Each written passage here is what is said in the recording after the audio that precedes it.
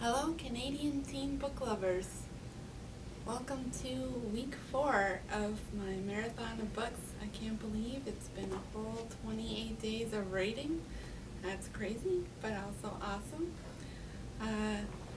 This week I started in Lawrence Beach Lawrencetown Beach with Leslie Choice, deconstructing Dylan, and then I moved on and stayed in Halifax for the rest of the week in Nova Scotia. Among my favorites this week were Betsy Wickwire's Dirty Secret, which is kind of a little bit of a romance. It's about a girl who finds out her boyfriend and her best friend have been secretly getting together behind her back, and then how she deals with it. It has a lot of humorous moments, and I really enjoyed it. Next up, we have The First Stone by Don Acker. I love this book. I read it first in 2004, actually, so 10 years ago, and then I reread it, and it's still just as good. It's about this teenager named Reef, that's his nickname, who is kind of a bad boy. He's been in trouble with the law more than once, and one day he gets into trouble when he gets angry over the city demolishing his favorite hangout, and he throws a stone over a bridge onto incoming traffic. And it's about what happens to the stone and how it affects the life of the person in the car that it hits. I like how Don Acker approaches things with a gritty, realistic nature, and it's a great read. Next up, we have The Leaving by Budge Wilson. I never read Budge Wilson before, but wow, she is a talented writer. I would go as far as to call her a classic Canadian writer. She has depth.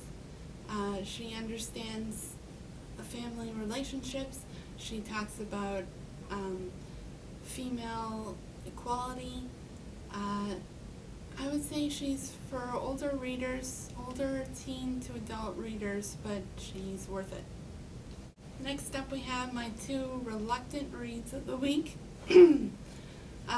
First up is Be Negative by Vicki Grant, and that's about a teenager who's about 17 who makes a smart-ass comment to his stepfather's question of what he wants to do with his life, and then has to back it up. And then when he backs it up, it turns out that his blood type reveals there are secrets in the family that he never knew about. It moves pretty quick, and it has some depth and some symbolism, which I really enjoyed. Then we have Rattled, which is about Lydia and her sister Jilly. New neighbors move in across the street, and it turns out they also have a lot of secrets. And then Rattled is about Lydia deciding to investigate all the weird things that are going on and what she finds out. It has mystery and suspense and drama. Then, of course, I have to talk about today's book, which is A Run by Eric Walters. This was a book I was actually hoping to start my marathon of books with, but then I realized it was actually set in Nova Scotia. It's all about Terry Fox's Marathon of Hope, and it combines fictional and non-fictional elements to create a story about a fictional character meeting Terry Fox and what that would be like. And it's all about Terry's motivations for the Marathon of Hope and his relationship with his friend Doug, and it was just, I loved it. As I said, I'm in Halifax this week, and I will be continuing through Halifax during this next week.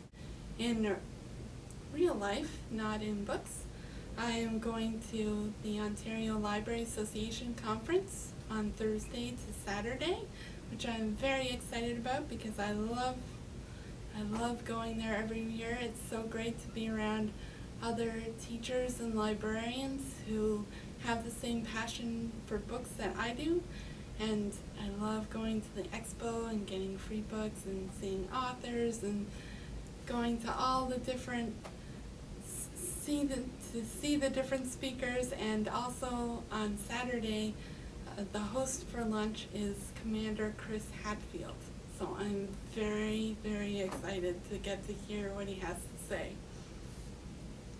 I'd like to make a request to everyone for pictures from Nova Scotia. I haven't gotten any yet, but if you do send me some, I will make sure to put them up on my Tumblr like I did with the Nova Scotia pictures. I would love to be able to see pictures of Nova Scotia to continue the pictorial journey. We now have flyers for the Marathon of Books, and if you'd like to, you can access them on the Get Involved page of my website and print them out for yourself to put them up in schools or libraries or businesses to spread the word. If you encounter me at the OLA conference, I would be happy to give you one because I have 150 to pass out. Next up, we have stats. So far, I've read 28 out of 365 books. That is 5,772 pages. And if we go by the 10 pages per kilometer system, then it's 577.2 kilometers. And hours of reading is 66 hours and 11 minutes. So I'm getting up to 3 days, but I'm not there yet. And that's it. I hope you guys have a great week. Thanks.